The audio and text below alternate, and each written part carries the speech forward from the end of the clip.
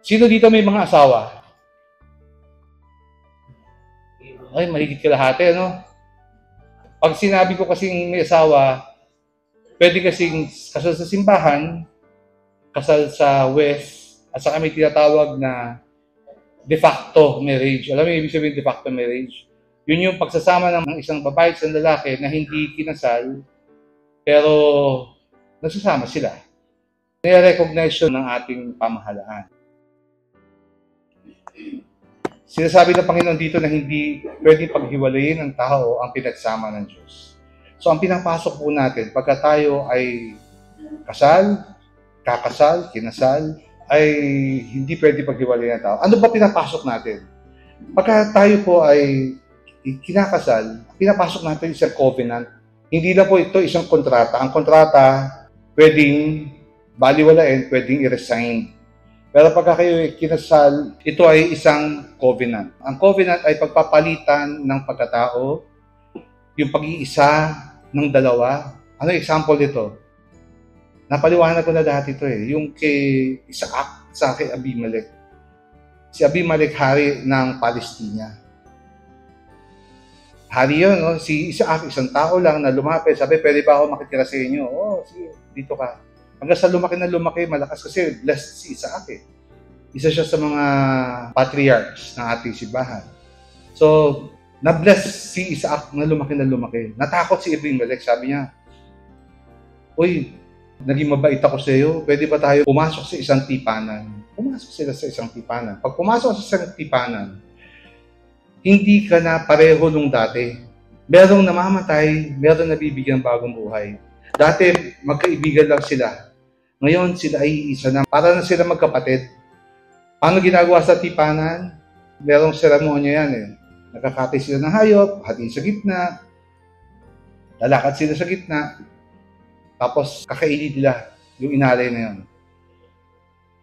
Sa ating pong buhay Kristiyano, lalo na yung mga Katoliko, tayo ay tumatanggap nito, itong sacrifice na to, pagka tayo nagmimisa. Si Jesus mismo tinatanggap natin. Pagka pumasok sa isang tipanan, may namamatay, may nabibigyan ng bagong buhay. Paano? Example nito. Kunyari dati, ikaw ay single. Pag ikaw ay nag-asawa, iiwanan mo na yung dating buhay mo. Yung magulang mo, at saka yung mga kapatid mo, hindi magbabago yung relasyon mo sa kanila, pero iiwanan mo sila. Kasi ngayon, isa na kayo ng inyong asawa. Kung dati, hindi tayo Kristiyano, hindi tayo Katoliko, hindi natin tinatanggap si Jesus sa Eucharistia, wala lang, walwal lang, di ba? Pero pag tinanggap mo na si Jesus, kaisa ka na niya. Isa ka ng Kristiyano. Namamatay yung dating pagkatao mo, nabibigyan ng bagong buhay kung sino ka ngayon. Ganito po yung pag-aasawa.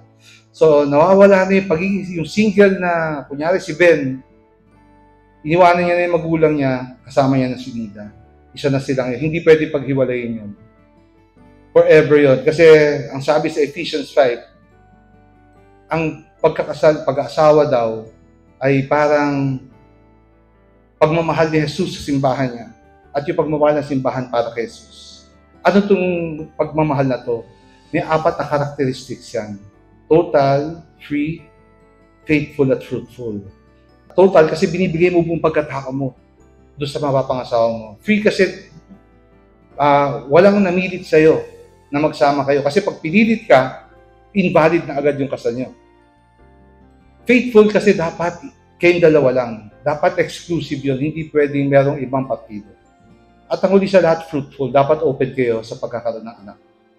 Ganun ang pagmamahal ng Panginoon sa ating simbahan, sa ating lahat. At ganun din dapat tayo sa ating Panginoon. Last week, ang pinag-usapan natin yung pagiging saksi o pagiging skandalo. Naalala niyo yan? Ano ka ba? Skandalo ka ba o saksi? Yung binigay na regalo sa iyo ng Panginoon, mga kamay, mata, paa. Pag ito nagdadala sa iyo kasalanan, putulin mo, tapos sabi niya, di ba? Pero hindi literal yun. Pero sinasabi doon, ano ka ba? Skandalo ka ba? Ginagamit mo ba yung mga regalo sa iyo para sa kabutihan ng iba, para sa kaharian ng Diyos?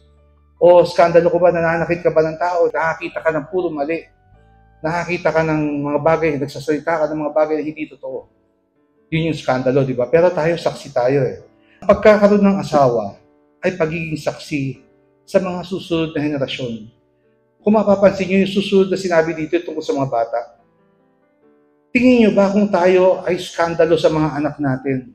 Saan pupunta yung mga anak natin? Magkakasama-sama kaya tayo? Susunod kaya sila sa tulong ng Panginoon na forever ang kasal? O, ay, ginawa ng magulang ko yan eh. Hiwalay na rin ako pagka hindi ko gusto. Pagka nakasar ako, nabwisit ako, makulit, magastos, iwanan ko na lang to. Kasi ginawa rin ng magulang ko eh. Hindi kayo nagiging saksi pagka ganun. So sana, wag nating dalhin ang anak natin sa ganung sitwasyon. Maging saksi tayo, hindi lang para sa mga anak natin, kundi para sa ibang tao din.